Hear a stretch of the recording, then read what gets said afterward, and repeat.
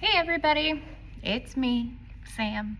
I wanted to hop on here. I'm doing much better. It's been a couple of weeks since we lost Boo.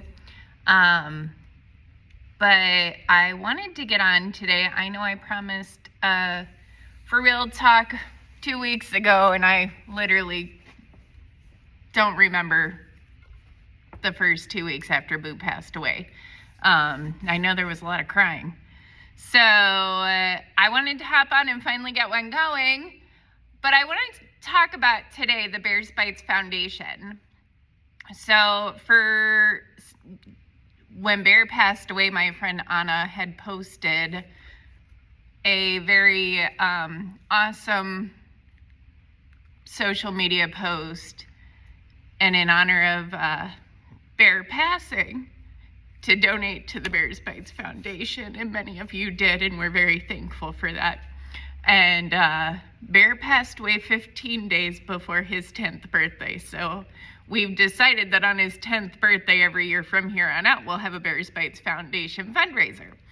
And this year, we did a social media fundraiser because I was not in a state to be able to organize anything. So this year for Bear's birthday, we also raised just a tad under $1,000 for the Bears Bites Foundation. So from Anna's post and then Bear's birthday, we have raised over $1,000 for the Bears Bites Foundation. So thank you guys very, very much. We couldn't do what we do without you. Because Bears Bites Foundation is a nonprofit organization. It is a registered 501c3. Now let me tell you about the Bears Bites Foundation and what we do, since I've thanked everybody. We help pet parents with emergency and major medical bills for their pets. So let me tell you how we started. So before we had Bear, we had Tank. And Tank was a rescue, and he was our most expensive free dog. So when you hear free dog, just know you're going to spend a lot of money. That's no joke. I don't know anybody who has had a free dog that didn't spend thousands of dollars. Not that we don't spend thousands of dollars anyway on our dogs, but free dogs seem to be the most expensive ones. So we had gotten Tank, and Tank started off rough with us anyway because he had heartworms, so we had to treat his heartworms. And we only had him for a couple of years, and the last 6 months of his life, he got really sick. He ended up with meningitis. We ended up at VCA in Aurora with amazing, hands down amazing doctors. We never figured out why he got the meningitis. He just had it. Like, that's life. But after 6 months, he did pass away from it. But in that 6 months of his life, he costed us $36,000. Now, that is not money we had. We had taken, we were saving for a house. We emptied that bank account quickly with like his first round of VCA treatment. We opened a care credit card, maxed that out, first treatment up at VCA. His medicine was $1,000 a month. We took out a 401k loan. I mean, we had means to figure it out. And we decided back then, which was in end of 2016, beginning of 2017, that we needed to do something to help pet parents that have to make hard decisions because they can't afford medical bills for their pets. And things have just gotten more expensive since then, like with Bear, to go up to his cardiologist, it was $1,500, $1,400, and then we got $100 back because we normally had his Halter on. That was every 6 months, and then it's, that it's just what we had to do. His medicine was expensive every month. His treatments were expensive every month. Like, it's expensive.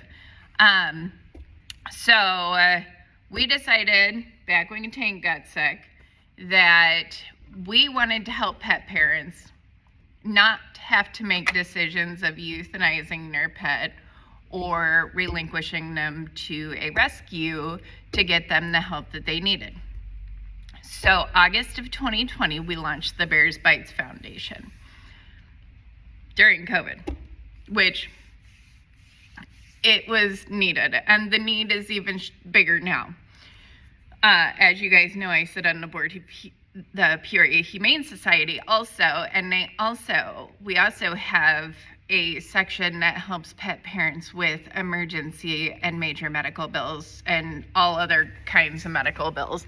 So the Bears Bites Foundation and the Humane Society do partner together a lot to help pet parents out even more.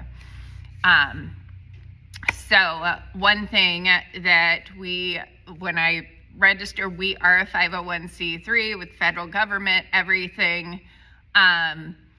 So everything we do is based, we can only help as long as donations are coming in. We are all volunteers. So all money is through donations and fundraisers. Sorry if I'm jumping around a little bit. My mind's still not perfect. So I keep thinking of different things. So we actually had to stop helping pet parents for a while because we had run out of money. And partially my fault, because I actually was thinking of pausing the foundation because I had too much in my life going on. Same for our board members, because nobody gets paid here. We are literally all volunteers. So we didn't fundraise for a while because, Bear was actively dying. So I didn't have it in me with the business and Bear, and then Mike getting sick. Just tons and tons of things. And then my depression from perimenopause. So I failed to fundraise. And then our board members were also busy with life. So we decided to get some new board members and keep some of our old ones and get this back going again and start fundraising so that we can help pet parents again. And at this point in time, we are back open to help pet parents. What we cover, though, we don't cover everything. We cover major and emergencies. So that's the thing that we're running into a problem. We do not cover spay and neuters unless your dog is in a situation where, say she has pyometra, and it's a life or death situation because she has to have that spay. Okay, that is understandable. That is something we cover. We don't cover nail trims. We don't cover, I need to take my dog to the vet because I think he has kennel cough. We don't cover teeth cleaning.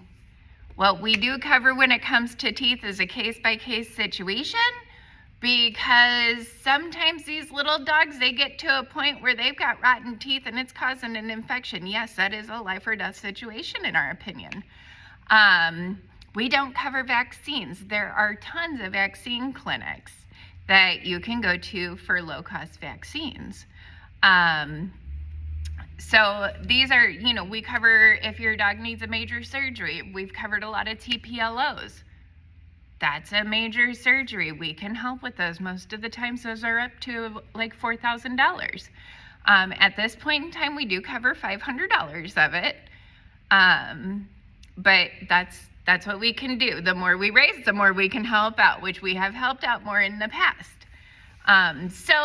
But that's just a little bit about the Bears Bites Foundation. So we are still looking for a few board members. We are always taking volunteers. If you want to do either one of those, reach out to us at info@bearsbitesfoundation.org. And if you need help, reach out to us at bearsbitesfoundation.org.